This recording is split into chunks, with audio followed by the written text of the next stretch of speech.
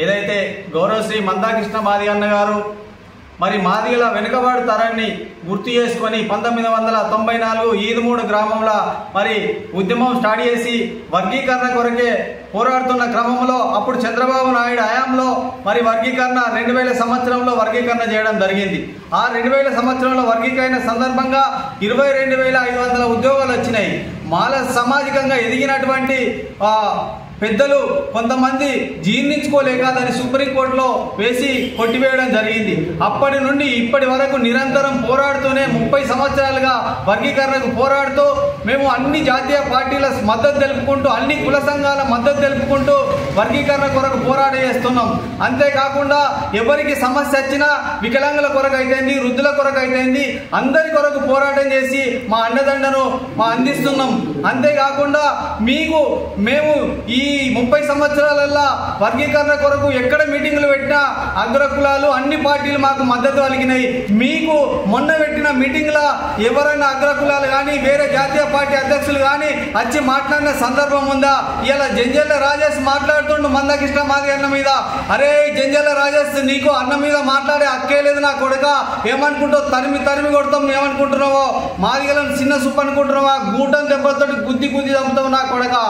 ఎవరైనా కృష్ణమాదిగన్న మీద వేదన్న వ్యాఖ్యలు చేసి మాట్లాడినట్టయితే నాలుక ఈర్తం బిడ్డ. మా దగ్గర కత్తులు ఉన్నాయి, ఆరెలు ఉన్నాయి, అన్ని ఉన్నాయి బిడ్డ, ఖబర్దార్.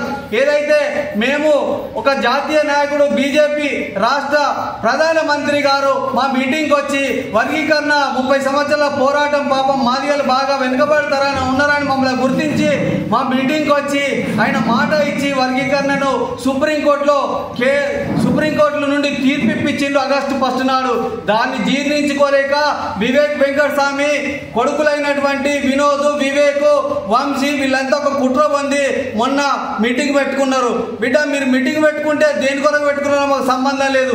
వర్గీకరణ కొరకు కాదని స్వయంగా నువ్వే మాట చెప్పినవేమని, నేను వర్గీకరణకు అడ్డు కాదని ఒక పేపర్ స్టేట్మెంట్ ఇచ్చినావు, అదేవిధంగా వాయిస్ ఇచ్చినావు. మరి ఇవాళ స్టేజ్ మీదకి ఎక్కగానే నేను వర్గీకరణకు అడ్డుపడతాను అంటున్నావు. బిడ్డ నువ్వు ఈ పెద్దపల్లి పార్లమెంటు నుండి నీ అయ్య 40 సంవత్సరాలు గెలిచిండు, ఎంపీగా గెలిచిండు, ఎమ్మెల్యేగా గెలిచిండు, నీ అన్న గెలిచిండు, నువ్వు గెలిచినావు, ఇవాళ నీ కొడుకు కూడా గెలిచిండు ఈ పెద్దపల్లి పార్లమెంటు నుండి. ఈ పెద్దపల్లి పార్లమెంటులో మాల సామాజిక వర్గం వేలాది మంది ఉన్నారు. ఏ కుటుంబంలో నువ్వు ఉద్యోగాలు ఇచ్చి బాగుపరిచిన సందర్భాలు ఉన్నాయా? లేకపోతే మాదిగాలకు మన్నెపొల్లకు కలిసేదాన్ని ఇక్కడ ఫ్యాక్టరీలు పెట్టినవా? ఈ పార్లమెంటు పరిధిలో ఒక ఫ్యాక్టరీ పెట్టలేదు. ఇతర దేశాలల్లా ఇతర రాష్ట్రాలల్లా ఫ్యాక్టరీలు పెట్టి అందరికీ అండదండగా అందిస్తున్నావు అని చెప్తున్నావు. మరి ఇక్కడ పెట్టిన బిడ్డ నువ్వు ఫ్యాక్టరీలు పెట్టి మీ మాల సోదరులకు ఉపాధి కల్పించినవా? మా ఏబిసిడి వర్గీకరణ జోలికి వస్తే బిడ్డ మిమ్మల్ని మొన్న మేము ఏదో పోనీ అని వదిలిపెడితే గెలిచిరు తప్ప మీరు ఇక మీ పత్తా ఉండదు. మీరు నీ వినోద్ అనుకుంటుండు నా బిడ్డను కూడా నిలబెడతాం, మేము కుటుంబంలో నలుగురం అవుతాం అనుకుంటున్నారు. కానీ బిడ్డ మిమ్మల్ని నిలబెట్టము, మీరు గెలవబోరు బిడ్డ. ఈ పెద్దపల్లి పార్లమెంటులో మిమ్మల్ని అడుగుపెట్టనీయము. ఈ పార్లమెంటు పరిధిలో తిరిగినా కూడా మిమ్మల్ని ఎట్లా తరిమి కొట్టాలో అట్లా కొడతాం. జై భీమ్, జై మందకృష్ణ మాదిగన్న.